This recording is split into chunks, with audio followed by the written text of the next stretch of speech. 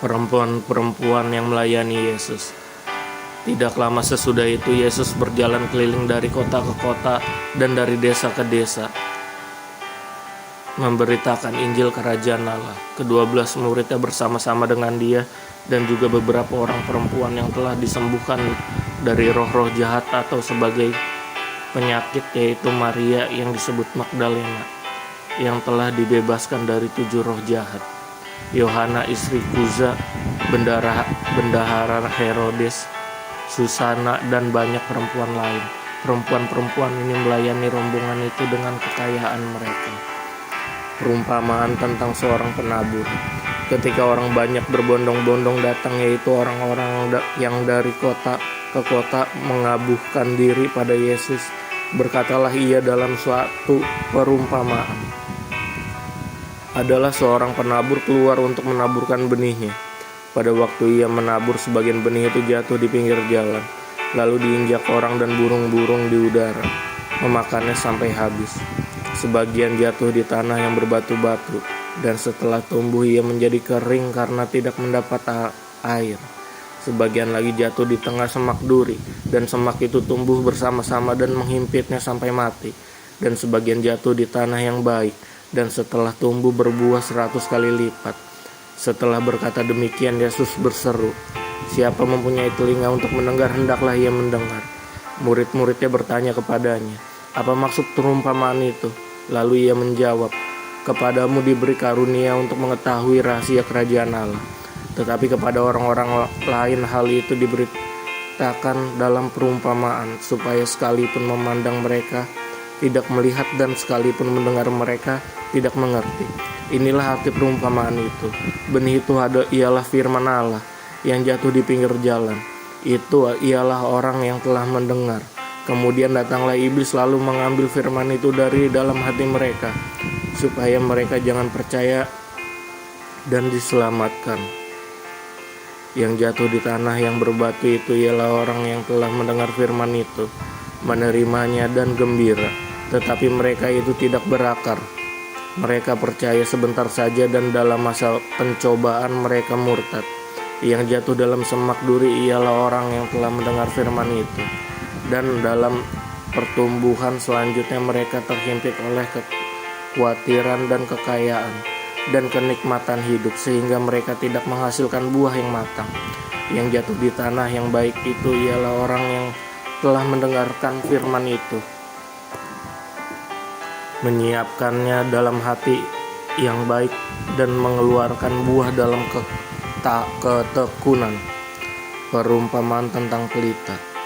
Tidak ada orang yang menyalakan pelita lalu menutupinya dengan tempayan atau menempatkannya di bawah tempat tidur, tetapi ia menempatkannya di atas kaki dian, supaya semua orang yang masuk ke dalam rumah dapat melihat cahayanya.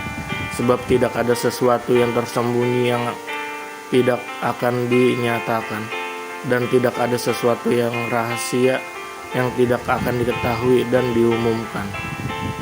Karena itu perhatikanlah cara kamu mendengar, karena siapa yang mempunyai kepadanya akan diberi, tetapi siapa yang tidak mempunyai daripadanya akan diambil juga apa yang ia anggap ada padanya. Yesus dan sanak-sanak saudaranya. Ibu dan saudara-saudara Yesus datang kepadanya, tetapi mereka tidak dapat mencapai dia karena orang banyak.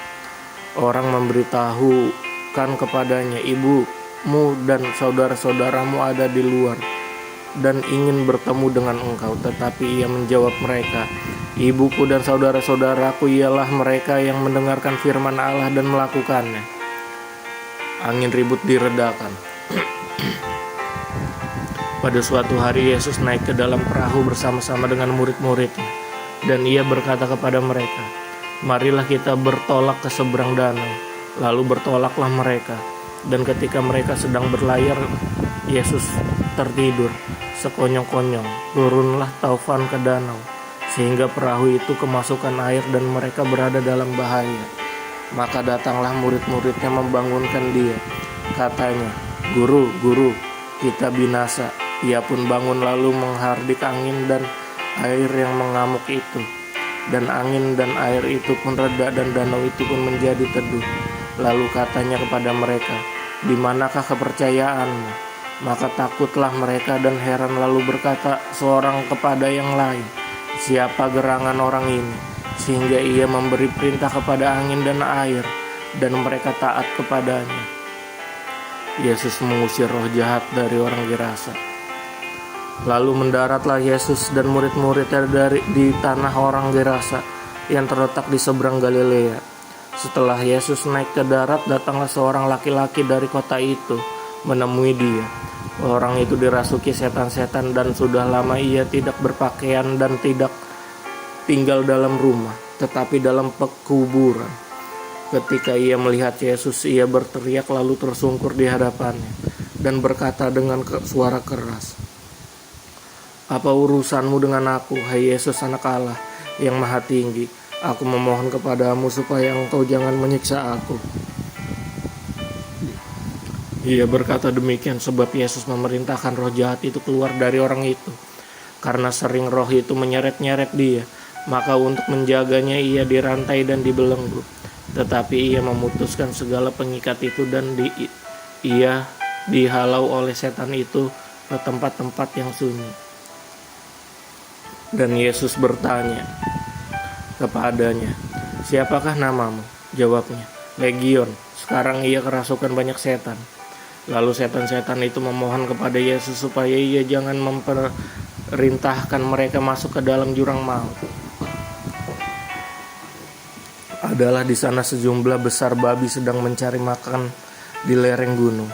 Lalu setan-setan itu meminta kepada Yesus supaya ia memperkenankan mereka memasuki babi-babi itu. Yesus mengabulkan permintaan mereka. Lalu keluarlah setan-setan itu dari orang itu dan memasuki babi-babi itu. Kawanan babi itu terjun dari tepi jurang ke dalam danau lalu mati lemas. Setelah penjaga-penjaga babi itu melihat apa yang telah terjadi, mereka lari lalu menceritakan hal itu di kota dan di kampung-kampung sekitarnya.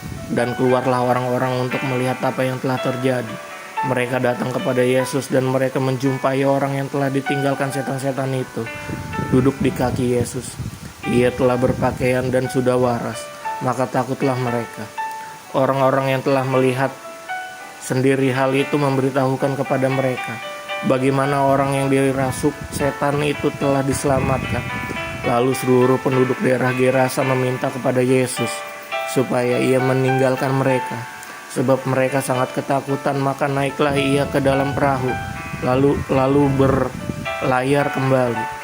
Dan orang yang telah ditinggalkan setan-setan itu meminta supaya ia diperkenankan menyertainya. Tetapi Yesus menyuruh dia pergi, katanya, "Pulanglah ke rumahmu dan ceritakanlah segala sesuatu yang telah diperbuat Allah atasmu." Orang itu pun pergi mengelilingi seluruh kota dan memberitahukan segala apa yang telah diperbuat Yesus atas dirinya. Yesus membangkitkan anak Yairus dan menyembuhkan seorang perempuan yang sakit pendarahan.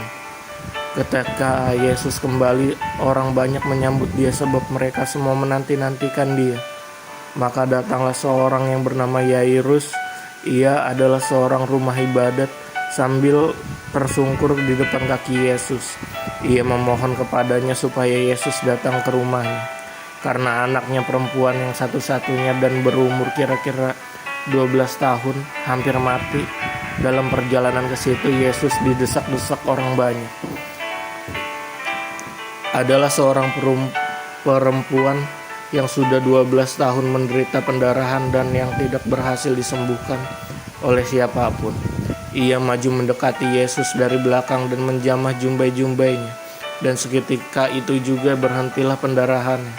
Lalu kata Yesus, "Siapa yang menjamah aku?" Dan karena tidak ada yang mengakuinya, berkatalah Petrus, "Guru, orang banyak mengerumuni dan mendesak engkau." Tetapi Yesus berkata, "Ada seorang yang menjamah aku sebab aku merasa ada kuasa keluar dari diriku." Ketika perempuan itu melihat bahwa perbuatannya itu ketahuan, ia datang dengan gemetar tersungkur di depannya dan menceritakan kepada orang banyak apa sebabnya ia menjamah dia dan bahwa menjamah dia dan bahwa ia seketika itu juga menjadi sembuh. Maka katanya kepada perempuan itu, "Hai anakku, imanmu telah menyelamatkan engkau. Pergilah dengan selamat." Ketika Yesus masih berbicara, datanglah seorang dari keluarga kepala rumah ibadat itu dan berkata, "Anakmu sudah mati, jangan lagi engkau menyusahkan guru." Tetapi Yesus mendengar dan berkata kepada Yairus, "Jangan takut, percaya saja dan anakmu akan selamat." Setibanya di rumah Yairus, Yesus tidak memperbolehkan seorang pun ikut masuk dengan dia kecuali Petrus, Yohanes, dan Yakobus, dan ayah anak itu serta ibunya. Semua orang menangis dan meratapi anak itu. Akan tetapi Yesus berkata, "Jangan menangis, ia tidak mati tetapi tidur." Mereka menertawakan dia karena mereka tahu bahwa anak itu telah mati. Lalu Yesus memegang tangan anak itu dan berseru, katanya, "Hai anak, bangunlah." Maka kembalilah roh anak itu dan seketika itu juga ia bangkit berdiri. Lalu Yesus menyuruh mereka memberi anak itu makan. Dan takjublah orang tua anak itu, tetapi Yesus melarang mereka memberitahukan kepada siapapun juga apa yang terjadi itu.